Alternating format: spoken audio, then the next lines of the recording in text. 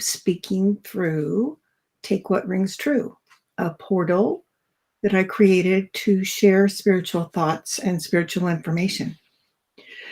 Today, I'm going to talk about manifesting miracles through universe letters. I took classes, trance classes. Sylvia Brown would go into trance, go sit on a bench on the other side, and her guides, Rahim and Francine, would come in and give us information. And one time, Rahim came in, he's a master teacher also, and gave us information about writing universe letters. They're very powerful letters. So the universe letters are letters that you write to help yourself create a miracle for yourself or for someone else.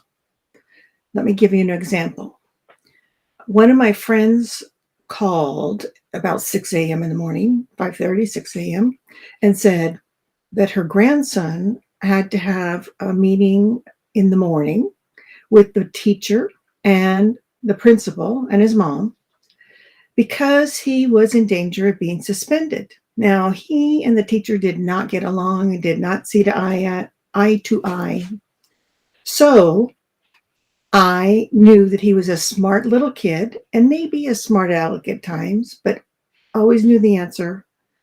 And if he was giving the answer maybe when the teacher didn't ask, or I don't know exactly what the problem was, but as I recall, I wrote a universe letter asking to the principal, asking that, and then a separate letter to the teacher, asking that he be treated respectfully, that he be treated fairly, that they see the truth in the situation, et cetera, et cetera.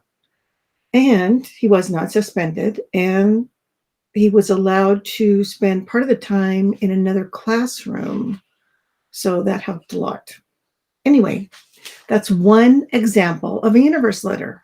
So perhaps you can think of things that you would like to change in your life or someone else would like to change in their lives, and you can write a universe letter for that. So we're going to be talking about that today. I'm also going to show you a video, which I made a few years ago, and you'll notice that it talks about two corporations, Gnostic Lightkeepers, which is a spiritual organization that I founded, and Gnostic Light Incorporated, which is the organization that I use for my hypnosis and to teach classes, etc. So, are you ready? You might want to get a pencil and a piece of paper and write down some notes, or you might want to watch this again to go through the steps of writing a universe letter. So let's see if we can actually get this to work this time. I'm going to be, yay, showing a video. So, manifest miracles with universe letters, presented by Gnostic Lightkeepers and www.gnosticlightkeepers.com, and the co-sponsor, Gnostic Light Inc.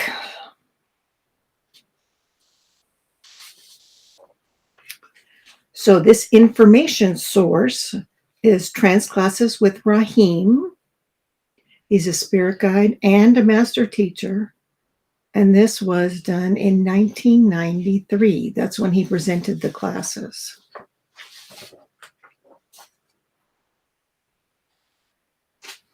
Let's get me out of there if I can. Yep, I can.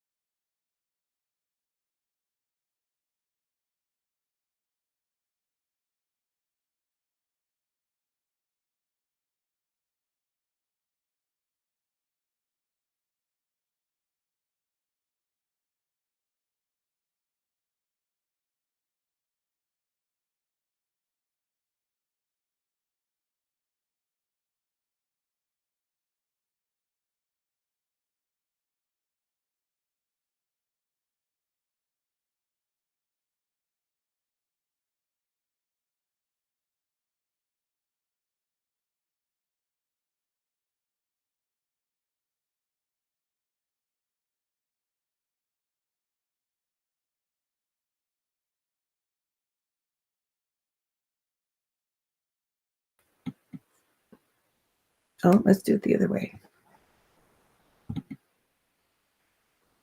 The end. Okay. So let me give you another example of a universe letter. Once you start writing universe letters, if they become effective, then the word gets around. So the secretary, I was working in a school, and the secretary came to me because her daughter had a growth and they thought it might be cancer. And she was going to be tested in the next couple of days. So I wrote a letter to the universe. And when they did the test, they couldn't find this growth anymore. The lump or whatever it was gone. So universe letters really can create miracles. Let me give you another example. Still working in the school district, one of my bosses came to me because he wanted to apply to be superintendent, the big boss of the district. The only problem being, whenever he interviewed for anything, he would get flop sweat.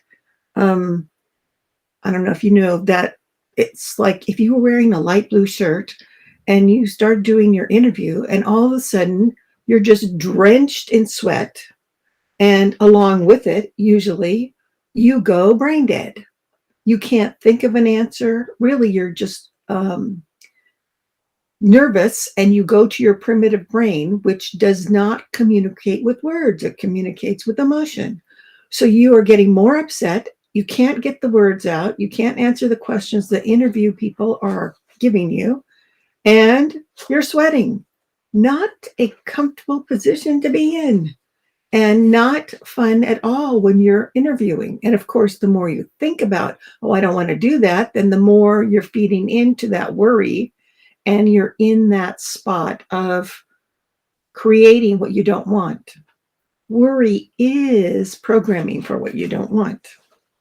So I wrote a letter, but be careful what you ask for, because he became superintendent, and all of the people that worked for him, not all of them, many of the people that worked for him stabbed him in the back. They would undermine him. They would not follow through with what they said they were going to do. And it became pretty intolerable. He had me write a prayer, which he kept under the glass section of his desk. You know how wooden desks, a lot of times they'll put a piece of glass over the top. Well, right underneath the glass, he had his daily prayer that he would read to himself. Anyway, it got a little better, but it didn't get better. Finally, he applied for the same position as superintendent in another nearby district. And that was such a more pleasant experience. People were not stabbing him in the back. So when you write the universe letter, you need to think about it. That's why you say, if for the greater good, because you don't want people to get a position or get something to come true for them that's going to make their life worse. Now, maybe I believe in his life chart, he should have had the superintendent job in the smaller district. I don't know if he should have had the one in our district, but maybe if we'd worded the universe letter right or correctly and included the people that were working for him, or I could have written a letter to each person that was going to work under him in an administrative office, and that might have made a difference. But you have to consider everything. Like the court case that was the example, you write to the judge, you write to each major person that is going to be affecting that case. So that's why you start writing universe letters with the people furthest away from you, and make it small issues. And then you work up to bigger issues. I especially like it when you get to the point where you're writing for yourself, because you're programming, writing for what you want to happen in your life. What do you want to happen? How do you want to be? What are you moving towards? What are your goals? it's such a powerful tool. Just try it. So, the main idea is find a clean notebook, brand new. It can be from the dollar store. It doesn't have to be fancy. It can be just a bunch of binder sheets inside of a, what do they call those, peachy folders, the ones with the little envelope things inside. It doesn't matter as long as it's just um, solely for universe letters. And I believe the reason for that is then it isn't contaminated by any other ideas, any other things. And when you write things, when you write down what you want, then your ideas become more clear because you're writing them down. Also, it helps because the universe can go back and read it again. It's there for perpetuity. When you do get your answer, go back and thank whoever it is. You wrote a letter to the judge, then thank the judge for paying attention. Mentally do it, or you can write it across, or put a big plus, or put a happy face on that letter. You know that was accomplished, and thank the universe for helping you. Also, another powerful thing to do with a universe letter is you write it and then say it. So, especially if you say it in front of a mirror, read your letter in front of a mirror. So it's reflecting, it's like reverberating, multiplying, and you're sending out that message again, but you're multiplying it. Sometimes you can even sense those that are helping you. You might sense that a centurion's been sent to you to help protect you or whatever it is. You might feel like you got the doctor that you wanted. You got a doctor who actually knew what was going on. Let me give you another example. My sister was in the hospital and she had tremors or shaking in her arms and her legs, and they hurt. She also had back problems. Well, I asked that the universe send a doctor who would know exactly what was going on with her. Well, the next day, a doctor who normally is not in the hospital, who was just substituting for someone who is an expert in the syndrome that she has, happened to be there, happened to be in the emergency room area because his friend worked there. And he diagnosed her in 10 minutes. And it's a rare syndrome, not commonly known. And he actually teaches at medical universities about this. So be specific what you ask for, and you can get it. The universe will send it for you. But make sure it's something you really want, because you don't want to get a job you don't really want. You don't want to have get the blue bicycle, and the blue bicycle means you're going to be in an accident. So ask. I always like to put if for the greater good in every single one of mine, because I don't want to make my life worse. And the universe is good about giving us what we ask for. Also, remember to be time specific. You don't want that teddy bear you asked for when you're 5, when you're 85. So since the other side is timeless, then you need to make sure that you get things when you want it. Because that 85-year-old getting the teddy bear, that's a fun thing. But it would have been much more fun if it was when you're 5.5. Not that 5.5-year-olds are going to be writing universe letters, but you might be writing a universe letter for them. So,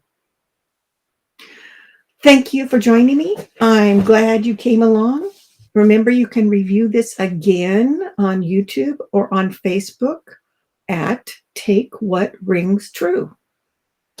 So, next Wednesday, hopefully I will see you on Take What Rings True, and just experiment writing a universe letter. Nice to see you. Bye. Thanks for joining me.